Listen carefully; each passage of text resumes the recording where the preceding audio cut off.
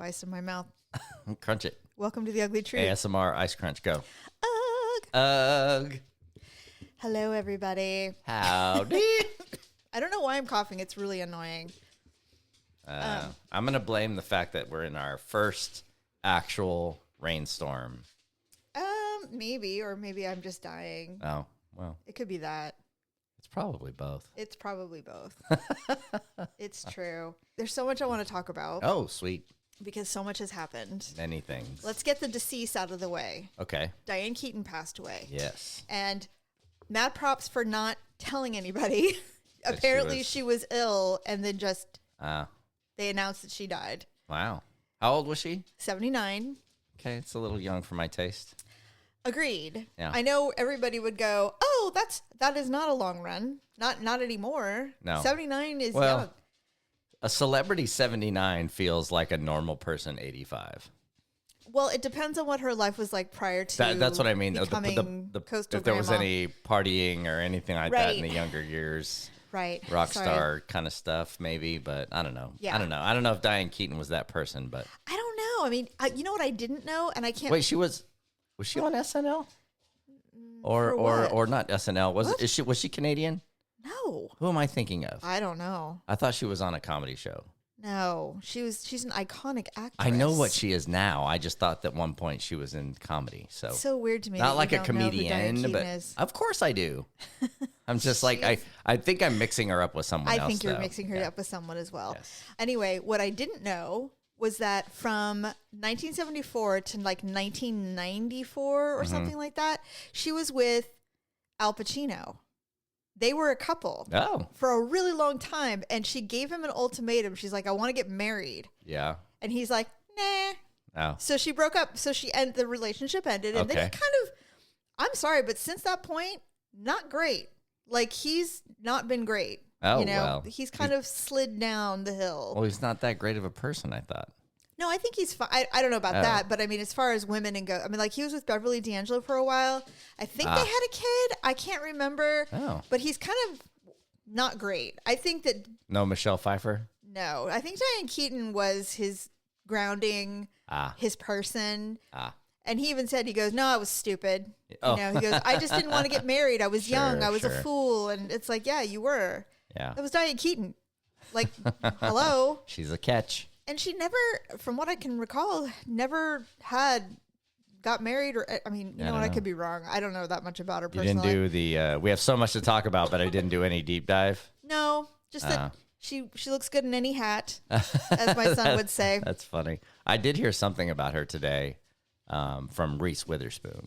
I saw that. Did you see that as well? That She got her was first one of her role. first big breaks. She was the first break. And it happened. It was her like third audition ever for anything, she said, and she had the massive, much more pronounced Nashville, Tennessee accent than she has now. Which does definitely come out when you see it. Like she has to fight it off. I think it's instinct for her. But Probably, you know what? You know when she has kids, you know that when they were young, she got real mad at them. All of a sudden, you know that the came drawl out. came out for sure. You know that came out. And the way she told it, I wasn't sure how it was going to go. She goes, she heard my voice and she goes, Who "Are are you you? real? Are you doing that for real?" She's like- She goes, "I'm Reese Witherspoon. I'm from Nashville, Tennessee," like that. Yeah. And she goes, "You're "Well, hired. You got the job, and the next job, and the job Yeah. after that." Mentored her for many years. Yeah, so it's pretty cool. I love that story. Do you have a favorite Diane Keaton role that you can think of off the top? I know. Well, The Godfather. Yeah. For starters. I mean, Right.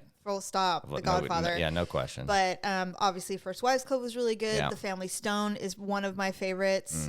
That woman, I don't know how any of us are going to get through The Family Stone this Christmas. I don't know if anybody knows the movie. It's kind of one of those dark Christmas films. Yeah. Because there's really, I mean, it's exceptional. The casting is great, all the things. But the reality is Diane Keaton is the hub of this amazing family, and there's just all this cool shit. Anyway, spoiler alert, she dies in the movie. Yeah. And so I don't know how anyone's going to get through that. And you know, we're all going to emotionally cut. Well, Speaking I mean, of, this year Kenzie, especially. our daughter, told me the other day that her therapist doesn't like the term emotional cutting. And I'm like, why? What's wrong with that?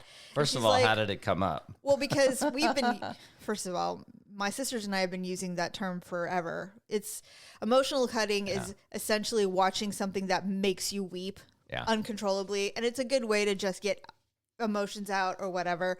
Or like, I've never done this, but if you have like a breakup and you go through and you look at all your photos, or you stalk your boyfriend's new girlfriend, that kind of shit is emotional cutting, right? And so that's just something. I mean, I can't imagine a therapist does like that because of the reference. Well, I don't know why they would. Kenzie, well, I know, because physical cutting is a horrible thing. Terrible, yeah. So we always said emotional cutting. And so Mackenzie used that term once. She goes, I don't think I really like that term. And she's like, what? She goes, well, you're just, I don't know. That's just feels. And I'm like, Mackenzie, sometimes there are things that just stay in the family. I hate to tell you this. Just like, this was a long time ago, but I told all of our kids at one family dinner, I just had enough. And I said, listen to me, people. You must stop bringing your broken toys to dinner. Mm-hmm. All right?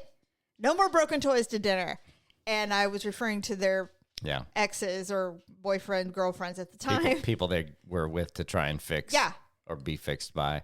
I don't know if all three did, but the majority of them referred to broken toys in their therapy appointment. Oh. And every single therapist is like, we don't call people broken toys. And I'm like, listen, you guys, sometimes gallows humor has to stay at the family table. Okay. And podcasts. Apparently. But that's it. You can't assume that people will get it. Right. Because they just don't get it. We're like the Addams family. I don't know what to say. Anyway, so Save Home to Diane Keaton. I mean, there's been so many losses. So, Jane Goodall, Robert Redford. Like, I'm over it. I'm done. On the Diane Keaton note, I was trying to remember.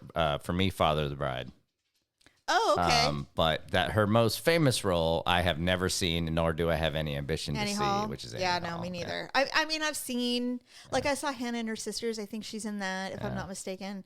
But that was a long time ago. But Father, I thought she was good in Father of the Bride. But I like that movie. So. Honestly, I did not like her in Father of the Bride, or the second one. The first one, she was all right. Yeah. Anyway, well, that's probably other than the First Wives Club, which is probably my favorite actually. But you had already said it, so. I'm sure if I can think of other ones, I'm sure there are other ones that I really like of her. She was not she got better with the older she got. Some of her work was so, you know what? I take it back. She's always been good. It's other people, the movies around her that I'm like, Yeah, the other one that is showing up is Something's Gotta Give. Yeah, it was okay. Yeah. I don't know. It felt like a rehash of Terms of Endearment. Sure. With Jack Nicholson not wanting to commit to a woman his age that's appropriate. It's like the same story. Yeah. Anyway, totally speaking of that, this happened a while ago. Oh. However, again, me and the jokes. Well, because I forgot to tell you about it when it happened. Got it. But Tyler and I had a laugh about it. Okay. A woman had a heart attack and passed away in the Haunted Mansion at Disneyland. Okay. So she was in line, apparently, had an event, and unfortunately passed away inside the Haunted Mansion. Okay. Now, when you say this was a while ago, how long a while ago? Like a few weeks, couple weeks. Oh, okay. It wasn't like 10 years ago or something. No. Okay. Well, I saw the story. Okay. And I commented on it. Of course. And I said, all I have to say is I hope she's number 100.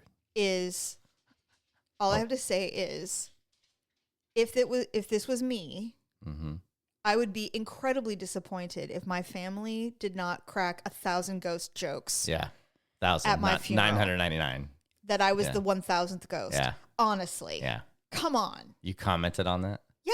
Okay. People liked it. Of course. And then Tyler sent me this story like a day later. He goes, I thought you'd get a laugh out of this. I'm like, Tyler, someone died. And I'm like, listen, I mean, this is one of the, okay, I've always said this. This is one of those stories that if you have to pass away, if I have to pass away at any age, I want there to be an amazing story attached to it. Not just that I lived a great life, because I did not light up rooms.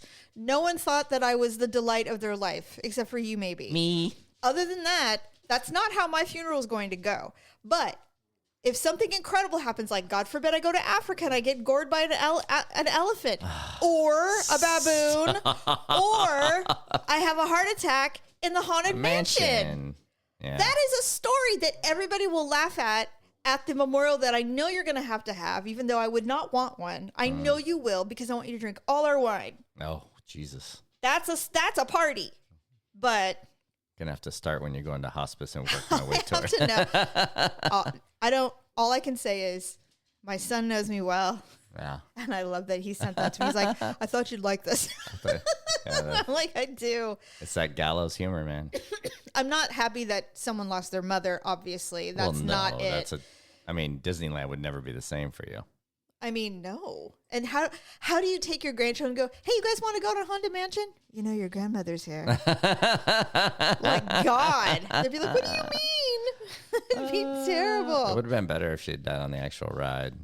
But okay, so you traveled last week. I sure. You did. You were gone. It was, I think was this the Floridian trip? I feel like it's easier to say you didn't travel this week now. So you did an extended travel, which you really try not. It was a little longer than usual, yes. So when you leave, because it was so far away in two cities. One of the things, and I saw a video on this that made me laugh. This woman, she's like,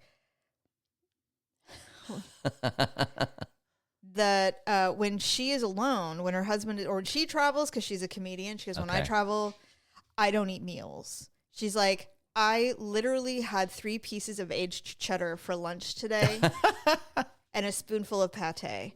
She's like, men need meals. Always thinking of the next meal, full meals. Women stand eating up, barely use utensils. And I'm like, you mean, wait, what? Say that again. It's so true. Say it again. Eat standing up. There you go. Shut up. I want to stay on this point before I go back to that. Yeah. So anyway, I was laughing because I'm like, well, that is legit. So you were gone for 4 days. When you are gone, I don't eat. Yeah. I eat like a mouse. I'm like, I'll take like 2 olives, a hunk of cheese. You know, if I'm feeling anything not to make anything. It's not even about not making it. It's just, I'm just like, it's just sustenance. It's like, I just feel like, because I'm doing like a million other things that I'd rather be doing, ordered DoorDash for you while I was traveling to make sure you're like, eating. How come you're not getting a meal? I'm like, I'm fine. I'm like, I'm sending you DoorDash. I'm like, whatever. I mean, that's fine. I'll pick at it. But anyway, sometimes I get a little extra and I'm like, you know what I'm going to do? I'm going to make myself the cruciferous vegetable salad. The infamous only when I'm gone meal. This is a meal I will only eat when you are gone because it is cruciferous vegetables and beans. It is significantly effective on my guts. That is a situation where you would light up a room. True. So with that being said, I'm like, you know what? I'm going to do it. Now, I was playing fast and loose because I did it the day before you came home. Normally, I do it the day you leave. Yeah. But I'm like, I kind of want something warm. I've been eating a lot of just, random shit. So I'm like, okay, fine. So I made it. It's cauliflower, Brussels sprouts, carrots, garlic, a lot of herbs, and cannellini beans. And it is absolutely delicious. It is so good. It's got herbs and olive oil. And oh my God. Like and feta. Yeah, I mean, feta, it's just absolutely one of the most delicious feta salads. Too. Yeah. It's got all the things. Anything that would make you bloat. There's 5 rounds in the, there's 5 rounds of bullets in the so here's the Russian roulette gun. All those vegetables, I have no problem with. Yeah. I don't get gassy. I don't have any problems. But I ate almost a whole can of cannellini beans in one sitting. And let me tell you, you and I were talking. You called me. You're like, oh, I got to go to bed. It's late, blah, blah, blah. I'm like, okay, fine. I can't move. And you, what? I'm like, I'm in so much pain. There is so much gas built up in my stomach that I literally cannot move. It hurts to move. I have to suck it in. I have to use my core muscles that I work on when I row. And if I use my core muscles, I can actually get up and walk. Oh, but it was so painful. You're all, take a Tums for the love of God. Something. And I'm like, no, I'm fine. Why do I punish myself? I don't know. Then it reminded me when I was pregnant with Mackenzie and I had, now I'm starting to wonder if it's the ADHD or if it was like genuine pregnancy cravings, because I was pretty far along. Yeah. I couldn't get enough nectarines to save my life. So I would go to the store and buy like 6 pounds of nectarines. Jesus. And then I would cut them up and I would just eat them. That can't be good. I had this same stomach ache, but I also had a human inside me on top of it. So it was like that's awful. Brutal. And I'm sitting on the couch and I'm crying because I can't stop eating them. And I'm like, and I kept putting them in my mouth because I'm like, my body is saying, if you don't put this in your mouth, you might die. So cravings are more early, mid-pregnancy usually, right? I don't know. I think they're all the way through. Oh, okay. I think they're all the way through. Remember when I had a craving when I was pregnant with Malia and I couldn't get enough raspberries, and yet every time I ate them, I vomited violently? Yeah, it was weird. But I know the time that I was pregnant and I made you pull over in the church parking lot and I threw up bright red puke and there were churchgoers and I was sure that they thought I was a demon. Yeah, throwing up blood. Yeah, or spewing blood because I was on Holy Land. Yeah, exactly. Let me leave this here for you people. Anyway, so the cruciferous vegetable night was a success. Yay! And I even left you some. You did. Oh, okay. Here's another weird thing I saw. This is the what do you call them? Not potpourri, the hodgepodge podcasts. Oh, I don't call them that. You call them that. Okay.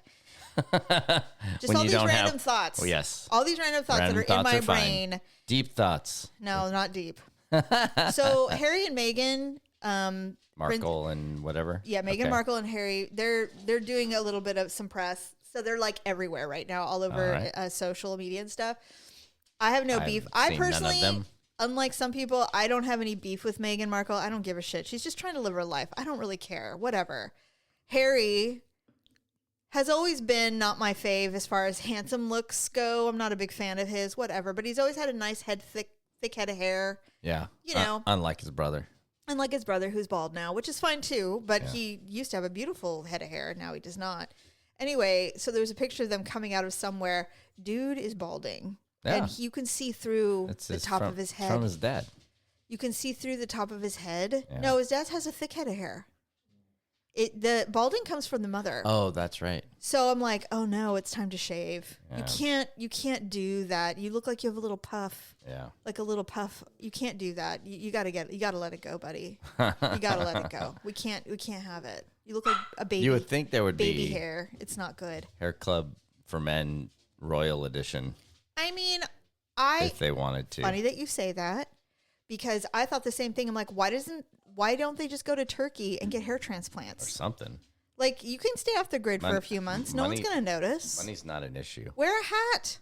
Like, I don't know. I mean, nowadays, they have all the money. Just go and do the thing. I don't know. That's what I'm saying. If you ever started balding, this is not what Megan signed up for.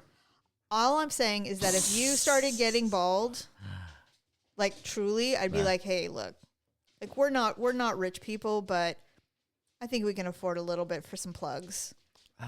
They work so good. They work so good. They seed your head. But don't the medicines work well too now? Like better than they used to? If you're bald, no. Oh, well, no, but. No, you have to seed the hair like a little cornrow. I'm more likely to deal with thinning issues than I am balding. I don't mind thinning, but we're not doing any comb over stuff. Given the genetics. It's fine. I'm just saying that if there's any shiny patches. You did ask me last night if I would be with you if you were bald. I did, but that's because we had some friends over yesterday. Yeah. To watch a little football and stuff and brunch. And I said, I'd never been with a bald man before.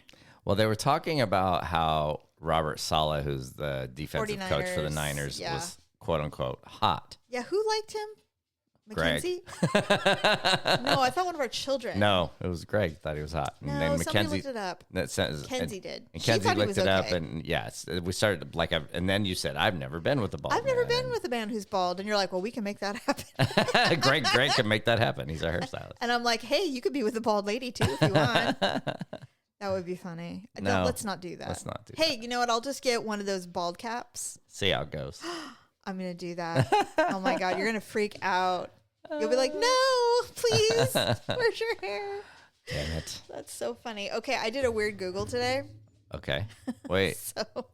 Oh, you searched for something weird? Okay. Yes.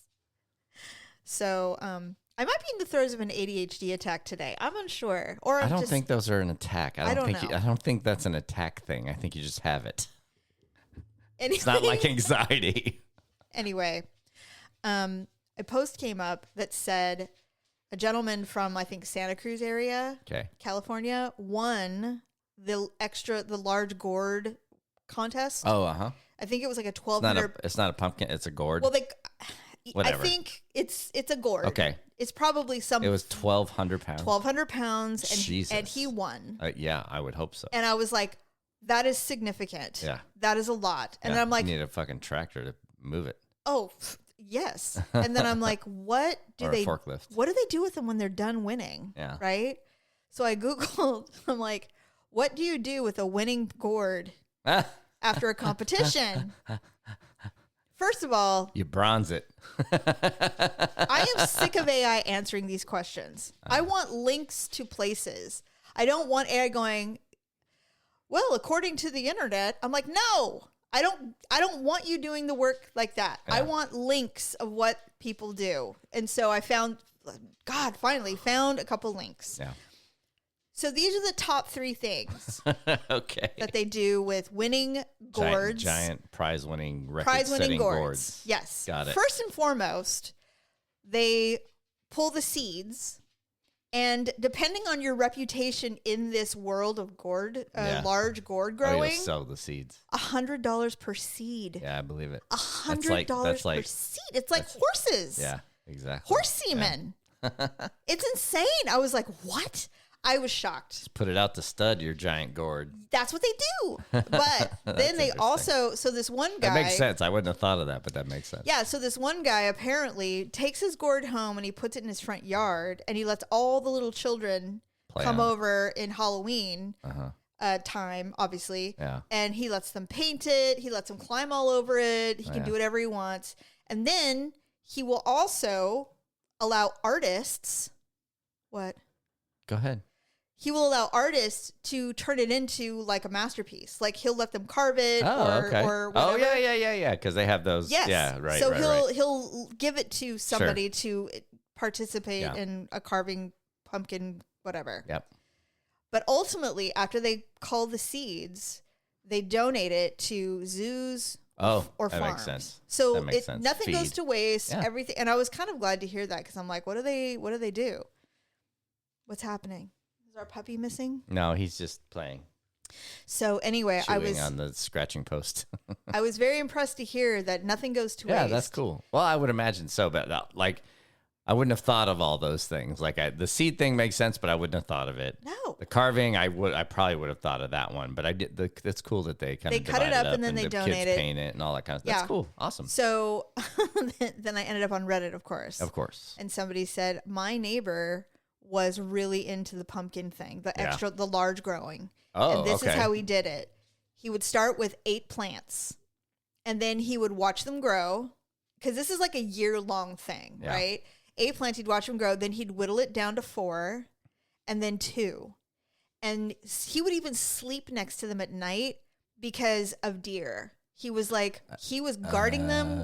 They're like, he was insane about his pumpkins. Wow. Like he really was into it. But apparently if you're into this kind of thing, that's what you do. Like he would put heating blankets around them when it was cold. He would put mist and stuff when it got too hot. Like it's like a baby. And I'm like, well, I mean, so basically what you're saying is men are capable of care. That's good to know. They just have to care. I'm good at caring.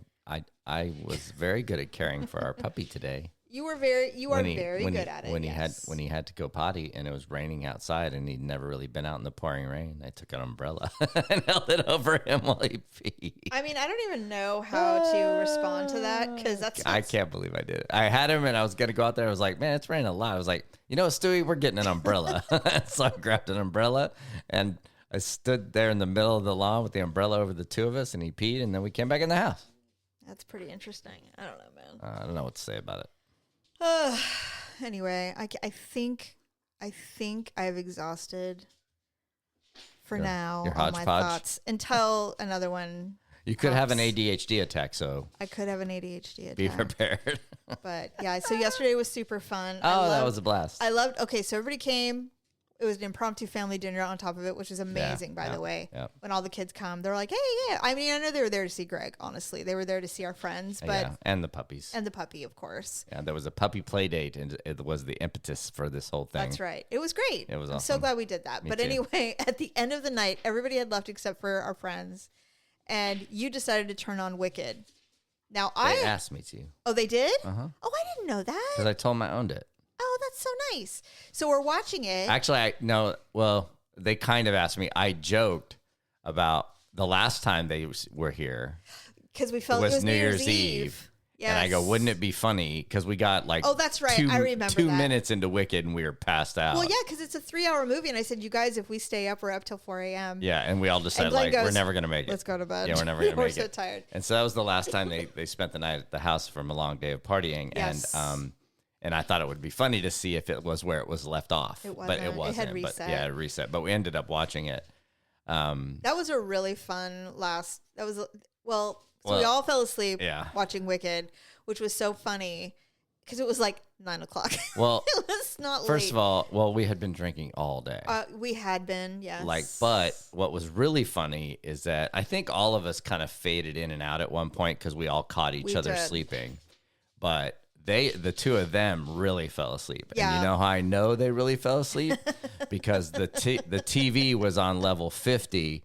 The very last scene. And nobody moved. Not even a flinch. Not even a flinch. And I mean 50. I know. It's shaking the house. It was so loud. And I'm cracking And we were up. doing dishes. You and I were doing dishes. And oh my God, they were passed out for sure. It was fun. That's how you know you did. Yeah. You wore them out. We wore them out.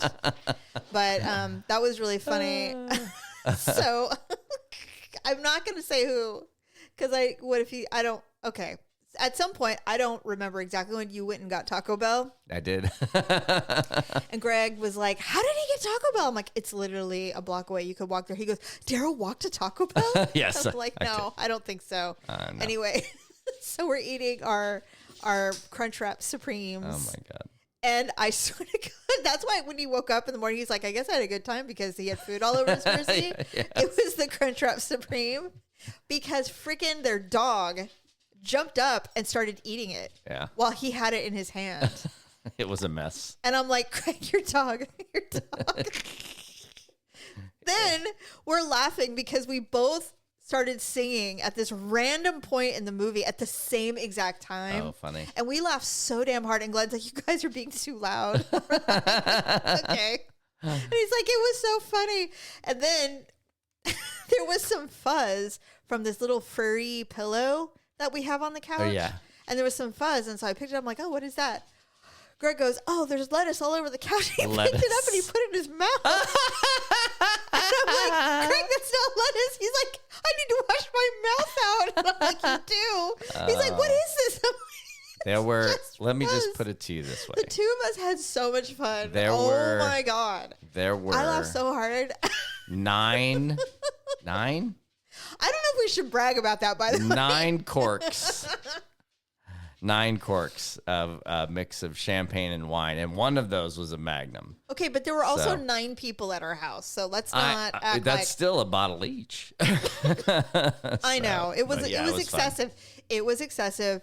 And I think we all concluded this morning that we would not be drinking for a while. We're done. Yeah. You know, it's time to take a hiatus. Plus champagne takes a toll on you. I just, again, this is the second or third time we've gone to we've had an event where there's wine and champagne. Yeah. And I stopped drinking hours before everybody else because the last time I didn't, I ended up throwing up, and I'm too old to be throwing up. Like, I don't want to do it anymore. So I'm like, no, I'm done. And I'm like, you know what? I'm done with champagne. Give me a glass of Pinot. I know. That was you're like, really? And I'm like, yes. Yeah. Please. We don't like white wine unless it's got bubbles in it, but you can't drink bubbles. So acidic. Yeah. It's so acidic. It was fun though. It was a great time. And I enjoyed it. I don't condone heavy alcohol drinking, but you know what? When in Rome. It was a celebration. We don't do it every day. No, but when in Rome. Even every month. Yes. Yes. Do as the Romans do? Oh. I don't think that's right. Anyway. All right. Well, do you have anything to add? Nah. Raiders won. That's nice. Yahoo! Against probably the... Doesn't matter. Okay. Win's a win. It is. That is Dodgers. true. And the Niners lost. Well. We were sad for our friends, but I wasn't sad they lost. Me either. Anyway. All right. Well, I feel like there was something else. No, this was hodgepodge but enough. I can't think of what it was. And I'll note it. And then the next time we have a chat, I'll go, oh. Love that. By the way. Dig so it. anyway, well, hopefully no more dying celebrities, please. Somebody put security around Dolly and Willie. Oh God! Speaking of that. Oh God! Did I come up with the one? No, but it reminded me because somebody made me laugh. Somebody responded. So Dolly Parton was having some health issues. Yeah. Her husband passed away in March of this year. Yeah. Okay. So they've been married a long time. Forever, Yeah. like 60 years or something. Very long time. And her younger sister, her baby sister, put out the call for prayers that Dolly was having health issues and we needed all the prayers, blah, blah, blah. The world lost their minds. They're like, we will not lose Dolly Parton. Like, I mean, we know we will one day, but no. So I was like, oh my God, no. Day and a half. Okay. A day and a half later, Dolly Parton, fully dressed in a studio, sitting on a thing going, look at me. I'm alive and well. Yes, I neglected my health. I had kidney stones. All right. That's it. That's it. Yeah, and I mean, if you have sisters, let me tell you, as the eldest sister, she would let her sister have it. She's like, what the fuck are you doing right now? Yeah. What are you doing, baby sister? Have you any clue? Look, I don't even understand the impact of my life, but let me tell you, when you put shit out like that vague shit, that vague Facebook shit that everybody goes, if you're not going to tell us what it is, please don't Leave post it to anything. Your damn self. Janice. And then Dolly's baby sister does it, which is 1,000 times worse than somebody's rando aunt. Yep. She has to now get out of bed, exit the hospital, and go to a studio so that she can be all glammed and going, I'm alive, I'm fine. She's got to practically hold up a newspaper with today's date going, trust, I get it, but I'm not dead today. I mean, and she was literally like, she was practically mad. You could see it. She's like, look, we're all going to die one day, and I'm grateful for every day that I wake up. But it ain't going to be today. Today is not that day. I promise you. I'm good. My baby sister is a drama queen. Drama. She got her 15 minutes of fame, everyone. Congratulations. Yep. Candidly, didn't know she had a baby sister until then. So, well, you and me both. You and me both. But I'm like, that is so textbook baby sister. And if you have one, you know. Yeah. And I know. I have 3 of them. I get it. Anyway, all right. Well, thank you for listening. We will be back next week. Rate and review. Woo, woo. All the things. Do your stuff. Thank you. Bye.